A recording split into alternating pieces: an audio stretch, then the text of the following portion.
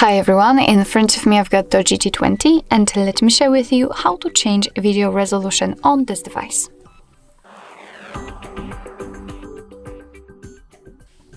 So first of all, we have to open the camera app and we have to switch to the video mode. So let's tap on the video, and if you can see the red color inside the shutter button, it means that for sure you're on the video mode.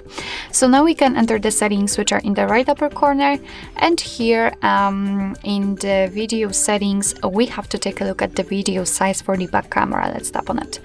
And as you can see, we've got three different options: FHD, HD and SD options.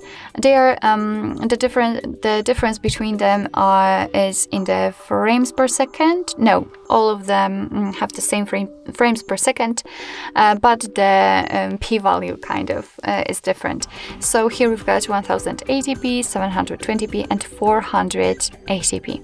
So if you want to change it, if you want to change the video size, just tap on the option "Like to use" and it will be immediately notified right here, which simply means that from now on your device will record the videos in chosen size, in chosen resolution.